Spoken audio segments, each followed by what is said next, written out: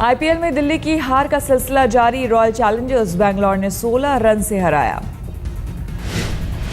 बैंगलोर की जीत में हीरो रहे युवराज सिंह 29 गेंदों पर 68 रनों की तूफानी पारी खेली। युवराज की आतिशी बल्लेबाजी के आगे दिल्ली के गेंदबाज बेबस अपनी तूफानी पारी में 9 छक्के और 1 चौके लगाए। पहले बल्लेबाजी करते हुए बैंगलोर ने 4 विकेट खोकर बनाए 186 रन। जवाब में दिल्ली की टीम 7 विकेट खोकर 170 रन ही बना सकी। बैंगलोर की ओर से डिविलियर्स ने खेली 33 रनों की पारी। गेल ने 22 और पार्थिव पटेल ने 29 रन बनाए।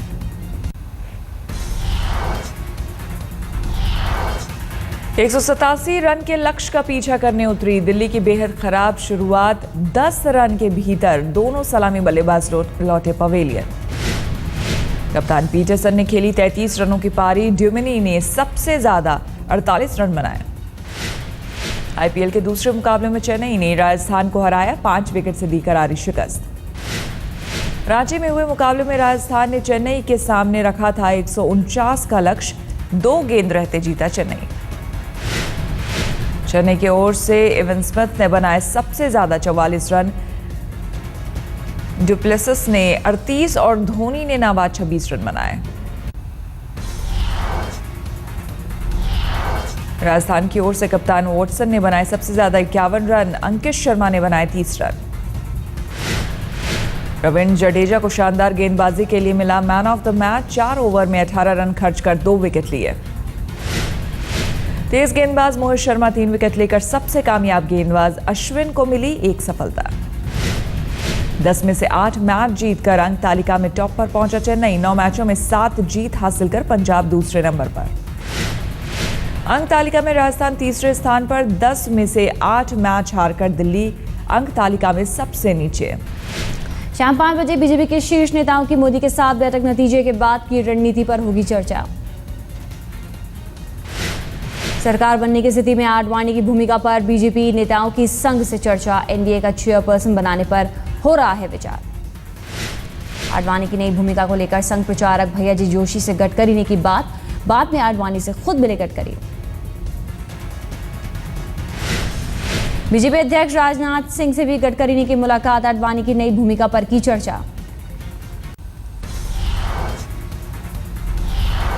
संघ ने रिमोट कंट्रोल अपने हाथ में होने की बात से किया इनकार। संघ विचारक राम माधव ने कहा बीजेपी के नेता मिलकर लेते हैं राय। राम माधव ने कहा चुनाव में संघ के लोगों ने निभाई अहम भूमिका। पूरा देश परिवर्तन चाह रहा था। देखो भाई, संघ इस बार खुलकर आया देश के अंदर एक परिवर्तन की जरूरत को देश की जनता को समझाने के लिए। राम माधव ने कहा मोदी को पीएम उम्मीदवार बनाने से देश में बनी बीजेपी की हवा। मोदी ने भी खूब मेहनत की। और अनुभव ये था पिछले 2-3 महीने में कि देश का एक व्यापक जन समर्थन, शायद आज़ादी के बाद इतिहास में बहुत बड़ा व्यापक जन समर्थन प्राप्त करने वाले एक नेता के रूप में वे उभरे। मनमोहन के सम्मान में आज कांग्रेस अध्यक्ष सोनिया गांधी देंगी डिनर पार्टी। विदाई भोज में कई केंद्रीय मंत्री भी होंगे शामिल। नतीजे घोषित होने से 2 दिन पहले सोनिया के घर डिनर का आयोजन। डिनर पर आगे की रणनीति पर भी चर्चा। शनिवार को कैबिनेट की आखिरी बैठक को संबोधित करेंगे मनमोहन। उसी दिन राष्ट्रपति प्रणब मुखर्जी से भी करेंगे मुलाकात। पद छोड़ने से 1 दिन पहले मनमोहन का होगा राष्ट्र के नाम संबोधन। देश की जनता को देंगे अपना संदेश। साथ रेस कोर्स रोड से मनमोहन की विदाई की तैयारी। पीएमओ में अपने निजी स्टाफ से मिले प्रधानमंत्री। लंच पर की सबसे मुलाकात। 17 मई को मनमोहन और उनके कैबिनेट के मंत्रियों को राष्ट्रपति पिलाएंगे चाय। रात में पीएम आवास पर कैबिनेट के साथियों को मनमोहन देंगे डिनर पार्टी। 21 और 22 मई को कांग्रेस ने बुलाई समीक्षा बैठक। चुनाव नतीजों के बाद के हालात पर होगी चर्चा। समीक्षा बैठक के बाद कांग्रेस कार्यकारिणी की होगी बैठक। भावी रणनीति पर होगी चर्चा। कांग्रेस संगठन में फेरबदल की तैयारी। मोतीलाल वोरा की जगह अशोक गहलोत हो सकते हैं नए कोषाध्यक्ष। सूत्रों के मुताबिक चुनाव नतीजों के बाद संगठन के भीतर हो सकते हैं भारी फेरबदल।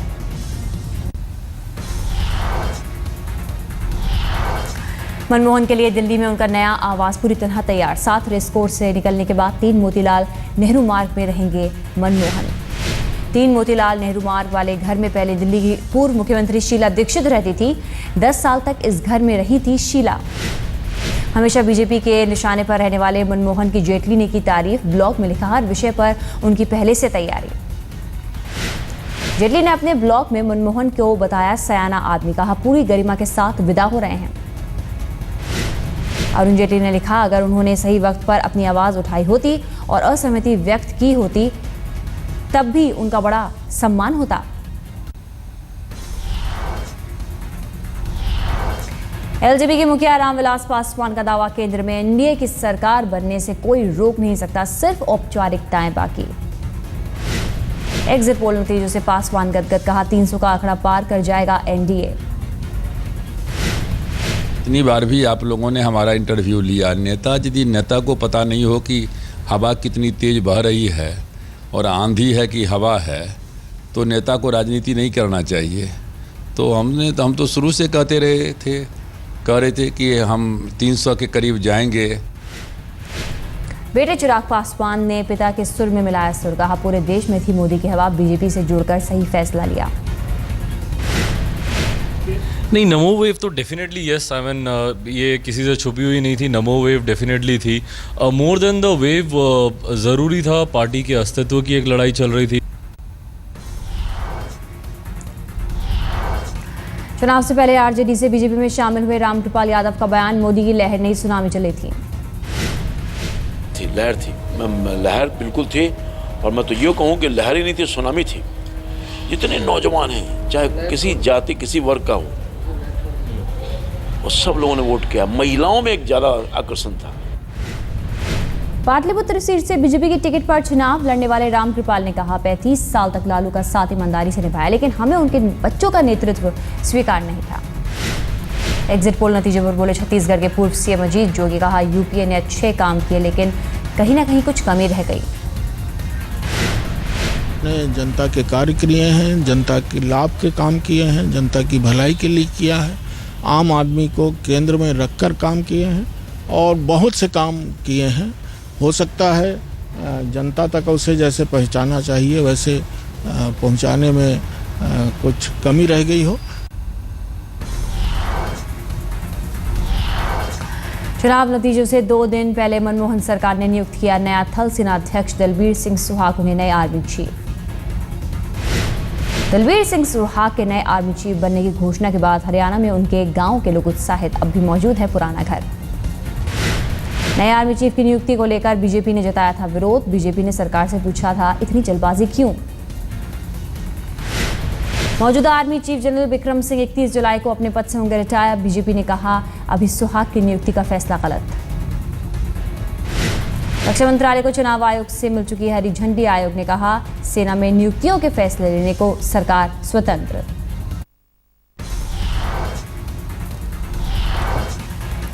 महाराष्ट्र में 84 वीआईपी लोगों की सुरक्षा में 812 सुरक्षाकर्मी तैनात। आरटीआई से मांगी जानकारी में हुआ खुलासा। गृहमंत्री शिंदे और उनकी बेटी प्रणीति के लिए 52 सुरक्षाकर्मी, पत्नी उज्ज्वला शिंदे की सुरक्षा में 14 सुरक्षाकर्मी। महाराष्ट्र के सीएम पृथ्वीराज चव्हाण की सुरक्षा में 46 सुरक्षाकर्मी, डिप्टी सीएम अजीत पवार की सुरक्षा में 31 और छगन भुजबल की सुरक्षा में 25 सुरक्षाकर्मी तैनात। महाराष्ट्र के पूर्व सीएम अशोक चव्हाण, शिवसेना अध्यक्ष उद्धव ठाकरे, एमएनएस के मुखिया राज ठाकरे समेत 18 लोगों को जेड श्रेणी की सुरक्षा, 19 वीआईपी को वाई श्रेणी की सुरक्षा। इंडिया की लॉ एंड ऑर्डर सिचुएशन बहुत अच्छा है, तो ये तो खुद उनके फैमिली के ऊपर more than 60 to 65 police force have been deployed, तो ये तो दिस इज नॉट एक्सेप्टेबल और ये सब पब्लिक के पैसे से जा रहा है। बैंगलोर से बीजेपी उम्मीदवार नलिन कुमार कटिल के खिलाफ एफआईआर। मुंबई के कारोबारी की पत्नी से अवैध संबंध रखने का आरोप। कारोबारी का आरोप, 5 साल पहले बीजेपी नेता ने मेरी पत्नी को मेरे खिलाफ दहेज उत्पीड़न का केस करने के लिए उकसाया था। बीजेपी नेता ने फोन पर दी सफाई, मेरे खिलाफ राजनीतिक साजिश, मेरा राजनीतिक करियर तबाह करने की कोशिश। दिल्ली के द्वारका में दिखा रफ्तार का कहर, कार और बाइक की टक्कर में 2 की मौत, 1 घायल। द्वारका सेक्टर 13 में तेज रफ्तार कार ने 2 बाइक को मारी टक्कर। हादसे में 2 की मौके पर ही मौत। मुंबई में एक टीवी एक्ट्रेस के साथ रेप का सनसनीखेज मामला। तंत्र विद्या के नाम पर महाडा में फ्लैट निकलवाने के बहाने तांत्रिक ने किया रेप। 27 साल की अभिनेत्री का आरोप, तंत्र पूजा के नाम पर तांत्रिक ने 26 लाख रुपए भी लिए। पुलिस कर रही आरोपी तांत्रिक की तलाश। दिल्ली के सीमापुरी में 23 साल की युवती ने एक कारोबारी पर लगाया रेप का इल्जाम। अश्लील वीडियो बनाकर धमकाने का भी आरोप। आरोपी राजीव अरोड़ा दिलशाद गार्डन का रहने वाला। पीड़ित का इल्जाम, गाड़ी में नशीला पदार्थ खिलाकर बनाया हवस का शिकार। पीड़ित युवती का आरोप, अश्लील वीडियो के जरिए धमकाकर कारोबारी ने कई बार किया रेप। पुलिस ने दर्ज किया मामला, लेकिन आरोपी अब तक फरार। दिल्ली पुलिस की गिरफ्त में आया सीरियल रेपिस्ट। 10 महीने में 8 महिलाओं से बलात्कार का जुर्म कबूला। आरोपी के 2 साथी भी चढ़े पुलिस के हत्थे। रेप के साथ 24 आपराधिक मामलों में शामिल रहा है आरोपी। पटना से सटे फतुआ में लूट की बड़ी वारदात। कैश वैन से 1 करोड़ से भी ज्यादा रकम लूट कर फरार हुए बदमाश। एक बैंक से कैश लेकर पटना से मुंगेर जा रही थी वैन। भिकुआ गांव के पास बदमाशों ने बोला धावा। वैन में मौजूद गार्ड की राइफल भी छीन ले गए। असम के चिरांग जिले में एक गाड़ी से भारी मात्रा में हथियार बरामद। ड्राइवर को गिरफ्तार कर पुलिस कर रही है पूछताछ। भारी बारिश के कारण रोकी गई बद्रीनाथ यात्रा। कंचनगंगा में ग्लेशियर आने से बंद हुआ रास्ता। खराब मौसम के चलते जोशीमठ में रोकी गई यात्रा। मौसम सुधरने पर ही आगे जाने की मिलेगी इजाजत। दोपहर से हम जोशीमठ में फंसे हैं। कल दोपहर से आधा घंटा 1 घंटा कह रहे हैं। कोई प्रशासन नहीं सुनवाई दे रहा, कोई हमें सही रिपोर्ट नहीं दे रहा कि वापस जाए या आगे जाए। दिल्ली में बारिश के बाद लोगों को गर्मी से राहत। मौसम विभाग के मुताबिक 16 मई तक गर्मी से मिलेगी निजात। मंगलवार को भी दिल्ली में बारिश के साथ चली तेज हवाएं। आज भी मौसम खुशनुमा रहने के आसार। एग्जिट पोल के नतीजों से शेयर बाजार में उछाल। सेंसेक्स ने पहली बार 24,000 के आंकड़े को छुआ। 320 अंकों की बनाई बढ़त। सेंसेक्स 320 अंक उछलकर 23,871 पर बंद। निफ्टी ने भी मारी 94 अंकों की छलांग। इतिहास में पहली बार 7100 के पार पहुंचा निफ्टी। लगातार तीसरे दिन बाजार में दिखी तेजी। बाजार के जानकारों की राय, मोदी की सरकार आने की उम्मीद से निवेशकों का बढ़ा बाजार में भरोसा। जो एनडीए के बहुमत की बात है और रिजल्ट आता है, एक्चुअली अगर वैसा होता है जो एग्जिट पोल और सब दिखा रहे हैं, तो मार्केट अभी यहाँ से बहुत ज़्यादा बढ़ने की गुंजाइश नहीं है। करीब 1001 पॉइंट और बढ़ सकता है यहाँ से।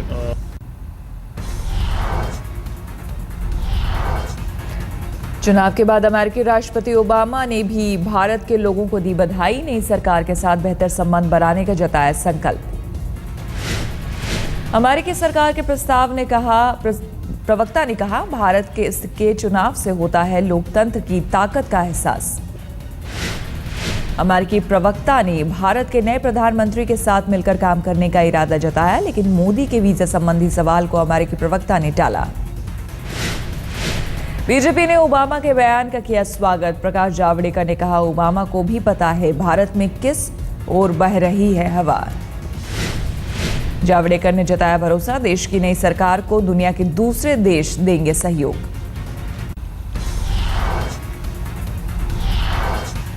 फांसी के 83 साल बाद शहीद भगत सिंह के लिए उठी इंसाफ की मांग। भगत सिंह मेमोरियल फाउंडेशन ने लाहौर हाईकोर्ट में अर्जी दाखिल कर की शहीद को बेगुनाह घोषित करने की मांग। पिछले दिनों ये तथ्य सामने आया था कि बगैर एफआईआर के भगत सिंह को दी गई थी फांसी।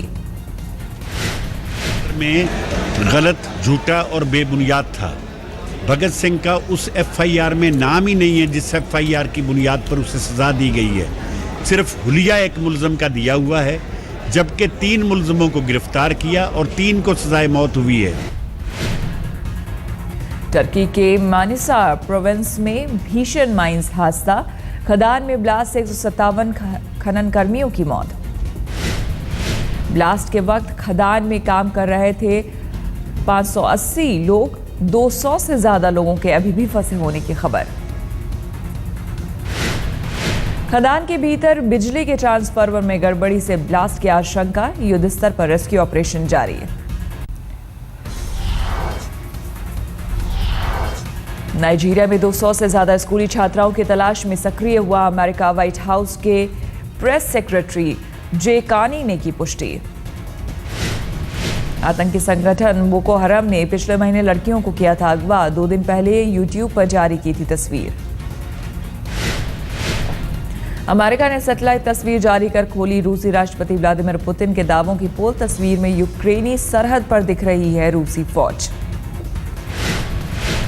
कैलिफोर्निया के सैन डिएगो में बेकाबू हुई झाड़ियों की आग। मंगलवार को सुबह लगी आग को बुझाने का काम जारी है। सैन डिएगो के 65 एकड़ में फैल चुकी है आग। हेलीकॉप्टर से पानी छिड़ककर आग बुझाने की कोशिश कर रहे हैं फायर फाइटर्स।